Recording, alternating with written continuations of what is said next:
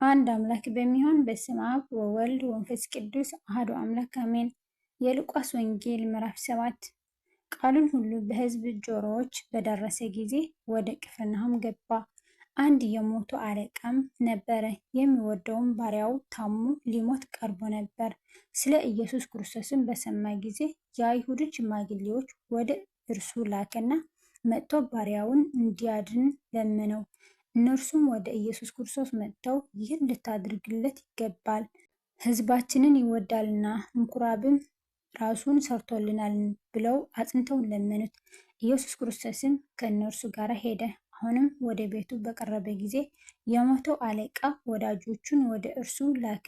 አለውም፣ ጌታ ሆይ በቤቴ ጣራ በታች ልትገባ አይገባኝምና አትድገም። ስለዚህም ወደ አንተ ልመጣ እንዲገባኝ ሰውነቴን አልቆጠርሁትም። ነገር ግን ቃል ተናገር፣ ብላቴናዬም ይፈወሳል።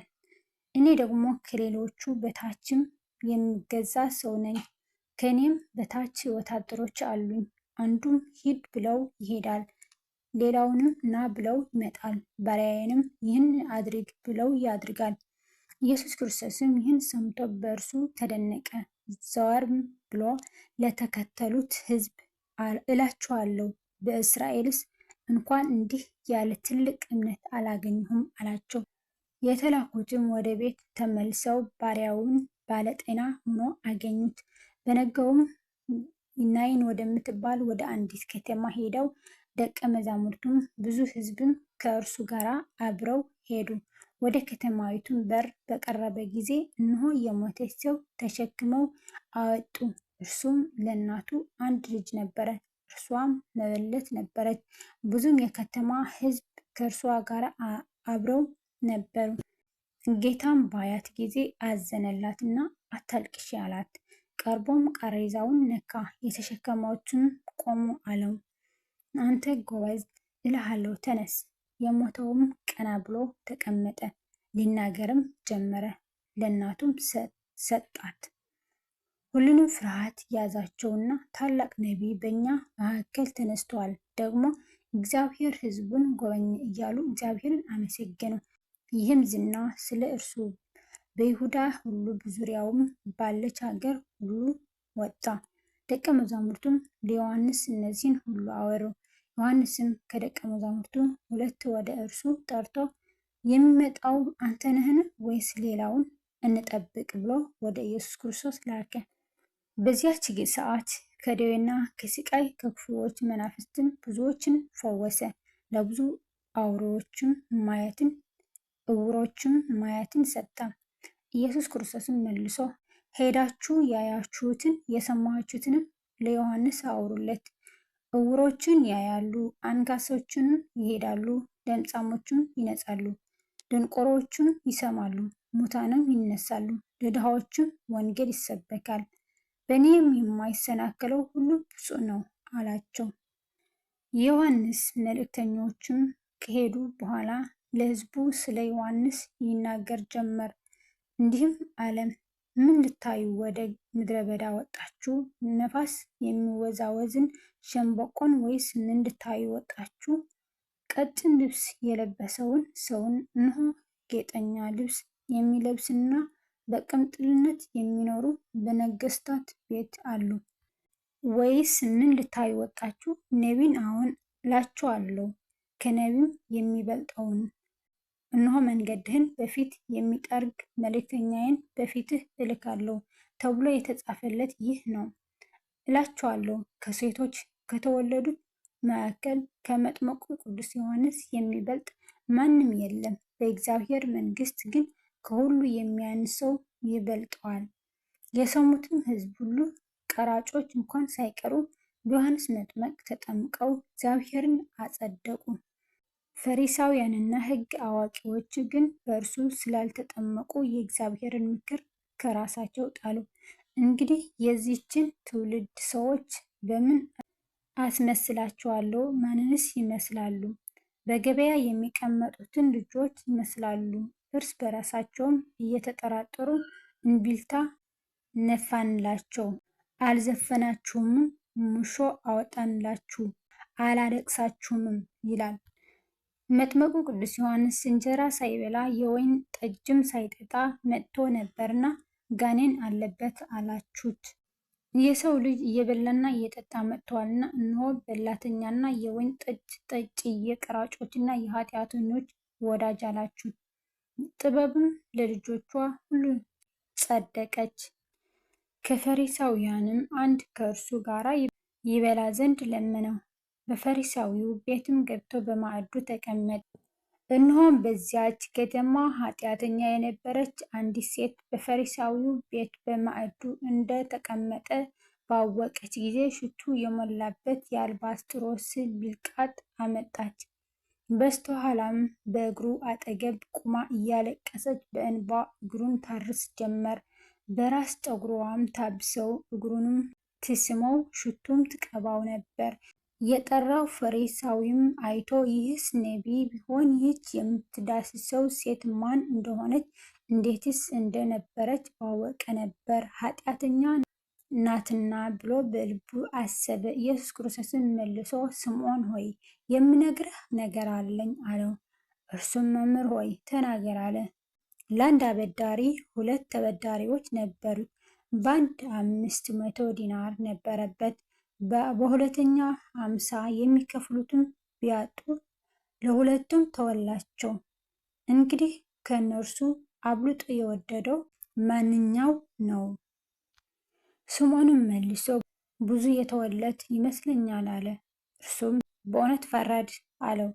ወደ ሴቲቱም ዘወር ብሎ ስምዖንን እንዲህ አለው፣ ይህችን ሴት ታያለህ? እኔ ወደ ቤትህ ገባሁ፣ ውሃስ እንኳን ለእግሬ አላቀረብክልኝም። እርሷ ግን በእንባ እግሬን አረሰች፣ በጠጉሯም አበሰች። አንተ አልሳምከኝም። እርሷ ግን ከገባሁ ጀምራ እግሬን ከመሳም አላቋረጠችም። አንተ ራሴን ዘይት አልቀባኸኝም፣ እርሷ ግን እግሬን ሽቱ ቀባች። ስለዚህ እልሃለሁ እጅግ ወዳለችና ብዙ ያለው ኃጢአቷ ተሰርዮላታል። ጥቂት ግን የሚሰረይለት ጥቂት ይወዳል። እርሷም ኃጢአትሽ ተሰርዮልሻል አላት። ከእርሱም ጋራ በማዕዱ ተቀምጠው የነበሩት በልባቸው ኃጢአትን እንኳን የሚያስተስሪ ይህ ማን ነው ይሉ ጀመር። ሴቲቱም እምነትሽ አድኖሻል፣ በሰላም ሂጂ አላት። ምዕራፍ 8 ከዚህም በኋላ እየሰበከና ስለ እግዚአብሔር መንግሥት የምስራች እየተናገረ በየከተማይቱ በየመንደሩም ያልፍ ነበር። 12ቱም ከእርሱ ጋር ነበሩ። ከክፉዎች መናፍስትና ከደዌም ተፈውሰው የነበሩ አንዳንድ ሴቶች፣ እነርሱም 7 አጋንንት የወጡላት፣ መግደላዊት የምትባል ማርያም፣ የሄሮድስ አዛዥ የኩዛ ሚስት ዮሐናም፣ ሶስናም ብዙዎች ሌላዎችም ሆነው በገንዘባቸው ያገለግሉት ነበር። ብዙ ሕዝብም በተሰበሰቡ ጊዜ ከከተማዎችም ሁሉ ወደ እርሱ መጡ። ጊዜ በምሳሌ እንዲህ ሲል ተናገራቸው። ዘሪ ዘሩን ሊዘራ ወጣ። ሲዘራም አንዳንዱ በመንገድ ዳር ወደቀ፣ ተረገጠም፣ የሰማይ ወፎችን በሉት። ሌላውም በዓለት ላይ ወደቀ፣ በበቀለም ጊዜ ርጥበት ስላልነበረው ደረቀ። ሌላውም በእሾህ መካከል ወደቀ፣ እሾህም አብሮ በቀለና አነቀው። ሌላውም በመልካም መሬት ላይ ወደቀ፣ በበቀለም ጊዜ 100 እጥፍ አፈራ። ይህን በተናገረ ጊዜ የሚሰማ ጆሮ ያለው ይስማ ብሎ ጮኸ። ደቀ መዛሙርቱም ይህ ምሳሌ ምንድን ነው ብለው ጠየቁት። እርሱም እንዲህ አለ፣ ለእናንተ የእግዚአብሔርን መንግሥት ምስጢር ማወቅ ተሰጥቷችኋል፣ ለሌሎቹ ግን እያዩ እንዳያዩ የሰሙ እንዳያስተውሉ ምሳሌ በምሳሌ ነው። ምሳሌው ይህ ነው፣ ዘሩ የእግዚአብሔር ቃል ነው። በመንገድ ዳርም ያሉት የሚሰሙ ናቸው። ከዚህ በኋላም ዲያብሎስ ይመጣል፣ አምነውም እንዳይድኑ ቃሉን ከልባቸው ይወስዳል። በዓለት ላይም ያሉት ሲሰሙ ቃሉን በደስታ የሚቀበሉ ናቸው። እነርሱም ለጊዜው ብቻ ያምናሉ እንጂ በፈተና ጊዜ የሚክዱ ስር የሌላቸው ናቸው። በእሾህ መካከልም የወደቀ እነዚህ የሚሰሙት ናቸው። መንገዳቸውም ሄደው በሕይወት ዘመን በአሳብና በባለጠግነት ምቾት ይታነቃሉ፣ ሙሉ ፍሬም አያፈሩም። በመልካም መሬት ላይም የወደቀ እነርሱ በመልካምና በበጎ ልብ ቃሉን ሰምተው የሚጠብቁት በመጽናትም ፍሬ የሚያፈሩ ናቸው።